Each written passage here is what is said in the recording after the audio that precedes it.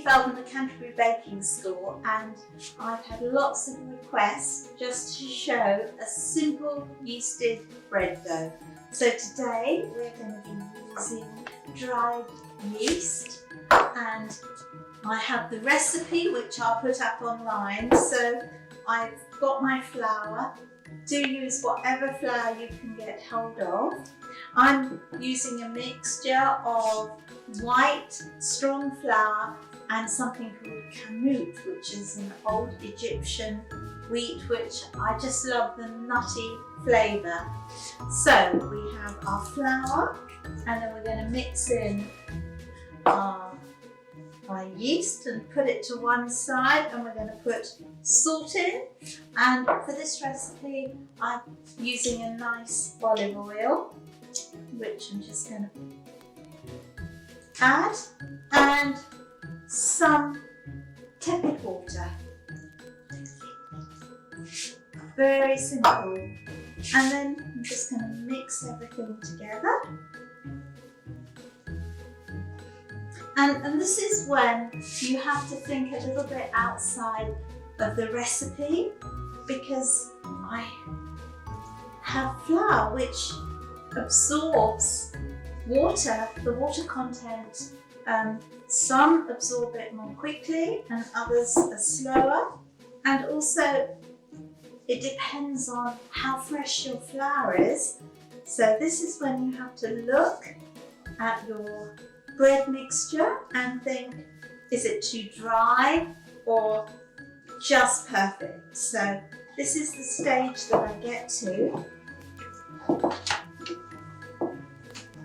And I'm going to look at this. I'm going to take it out the bowl so you can see it. And I have here a very nice soft dough, and that's absolutely perfect. Lovely. Start by putting up a little flour on my board, and I'm just going to stretch, and I'm going to roll it back. As you can probably tell, I've been making more bread this morning, so this is already a nicely worked board. Good. So we're stretching, and then we're rolling. Could you focus on that, please, so you can see what we're doing? So yes. It's stretching the dough using the heel of your hand, and then I'm rolling it back. A little bit of flour, so stretch and roll. I do this a few times, and as I'm doing this, the dough is already becoming lovely and soft and very pliable, and it's holding together beautifully. And I'm just going to change that. So I'm just kneading the dough, and it's forming a really nice ball, and it's lovely and soft and extremely manageable. And at this stage, that's what you're looking for. Good. And then I'm going to use just a few techniques of kneading, but the idea is you're keeping your lump nice and controlled, and it's really becoming much softer and very nice. And so I'm actually going to continue doing this for about 8 more minutes, and then we're going to put it in a bowl. I'm just going to show you one that I made earlier. So I put it already into a bowl, and I'm going to leave that until it doubles in size, and that will take 45 minutes to an hour. And I'm going to do the same thing with this little one. Okay. So we have let our doughs rise. One has risen a little bit longer because This is a sourdough, and this is our yeasted dough. And if I can show it to you, it's got a beautiful bounce. It's absolutely lovely. The sourdough is also ready, but I'm going to show you how a few different ways of preparing your dough. So this one, we're just going to stretch it out a little bit on a slightly floured board, and I'm going to fold it into three and press it out, and I'm just going to roll it up gently, creating a little bit of tension, and we're going to make some delicious herb flatbreads. Let me take this one out of the way so you can see what I'm doing. So let's just weigh them.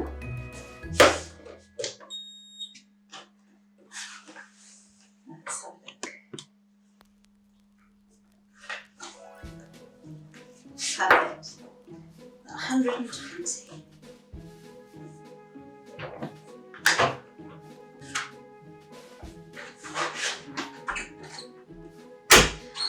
That's perfect too. So they're approximately 120 each, and I'm weighing them out just so they cook evenly. But obviously you can guess if you like. Right, that looks good. And then I think that should be fine. Good, so the first thing I'm going to do, and if you look at that there, you can just see how beautiful it is. Okay, so the first thing I'm going to do is I'm going to fold the dough inwards. Fold them inwards. Very, very simple.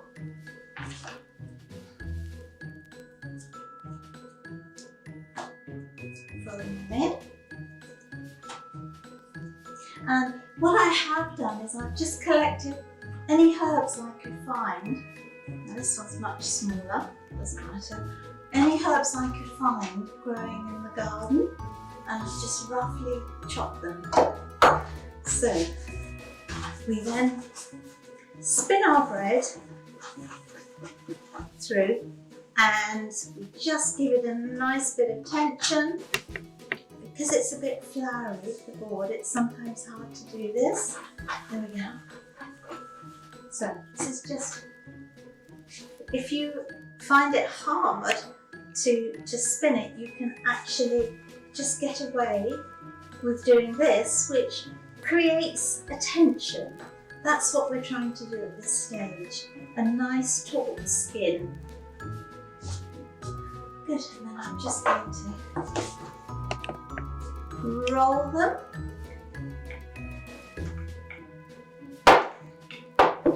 Perfectly. Good. That's the shape I want.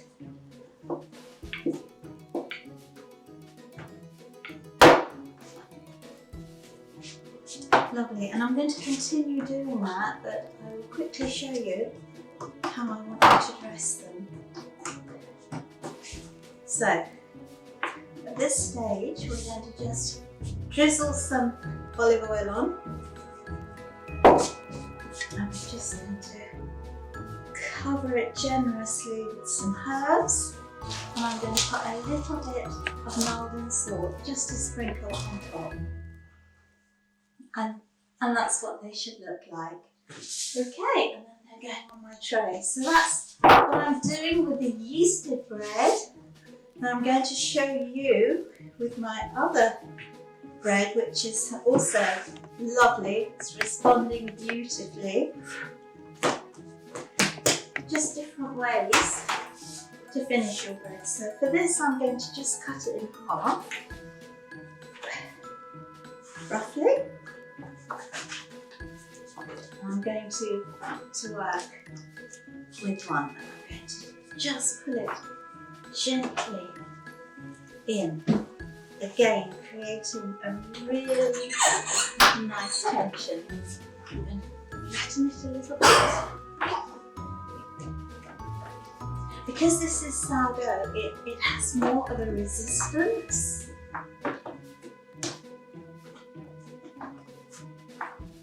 I'm just going to show you a very, very simple way of working with it. So, pull one side, and then we're going to pull the other. Pull one and the other, and over it goes. Interesting. Pulling a bit more.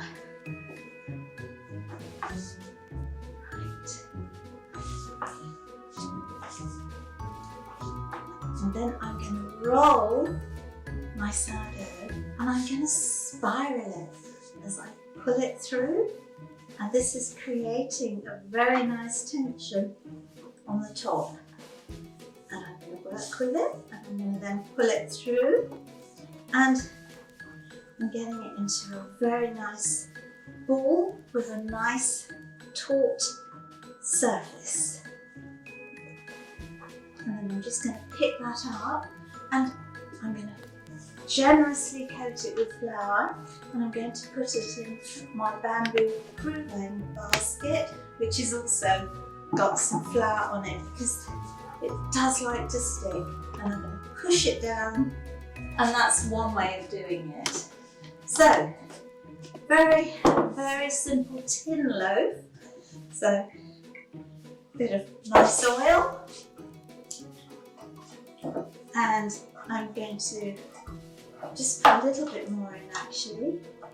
Just generously coat it with oil. And we are going to now form this one. So I can see the nice bubbles in the sourdough. And I'm going to put it into 3. Just push it down. I can feel them bursting as I'm working. And that's fine. So I'm going to do a similar rolling method. I'm going to take it and I'm going to roll it and I'm pulling it in. I'm just gently doing it, so I don't want to break the skin. And at this point I'm going to seam it, just the ends, so they join together, and then we turn it over and we just pull these back, and then you gently roll on the seam that you have created, and then I'm going to push in the sides. So I've got a nice roll and I'm pushing in the sides and I'm creating a nice taut tension on the surface of the dough. And very simply, I'm just going to put that in there, just pat it down, and that's it. So I'm going to leave these to rest for maybe 30 minutes. I'm going to continue doing these and then they'll be ready to go in the oven. Okay, so I've added some garlic pesto, which I had made with my herbs, and we're cooking them in the pizza oven, and they are looking pretty tasty. So in it goes. Only takes a few minutes.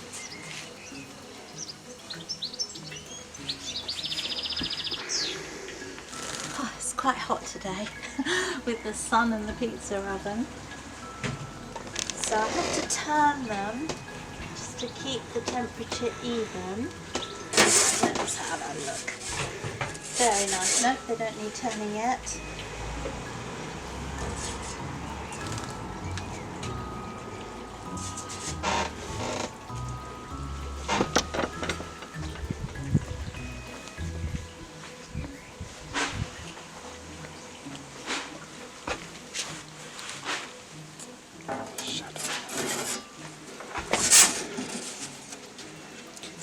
At this point I just turn them around, which gives them a slightly more even bake. They've also puffed up nicely, which is really good. That's done.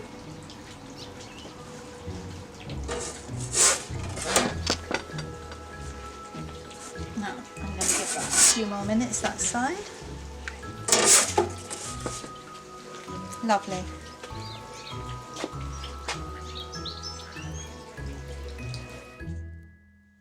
Okay, so these are ones that I baked in the pizza oven and they look really lovely. I've added some garlic pesto that I had in the fridge with the herbs and they look absolutely delicious. The bread rested under a wet tea towel and now it's ready, just springs back nice and gently.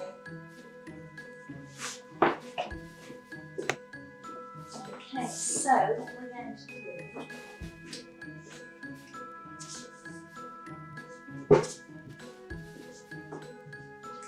So I'm going to now turn this one out. I'm going to cook it in a Dutch style oven, which is just like a Le Creuset casserole. So that looks very nice. And we're just going to score it. And this opens up the bread.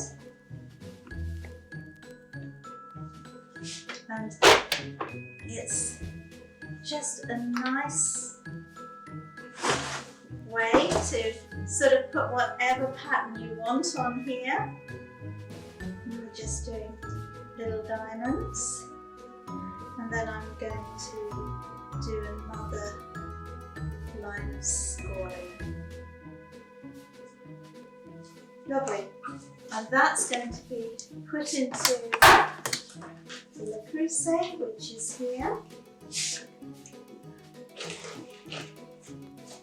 And I'm going, it's a hot Le Creuset. I've had it in the oven for about 10 minutes, but you can put it in for even more, and I will cook it with the lid on for 20 minutes, and then normally it takes 10 minutes without the lid on. So that's that one. And this one, I'm just going to do some slashes across. Just make sure they're nice and open. And that's going to just be cooked. It's going to be cooked 10 minutes at a high temperature to 20 to 30, however high your oven goes. And then I'm going to turn it down to 190 for a further 20 minutes until it's golden. Okay.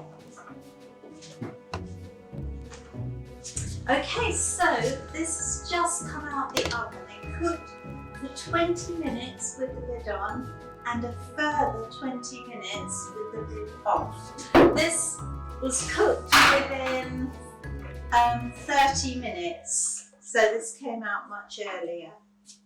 Okay, so we're just going to tip it out.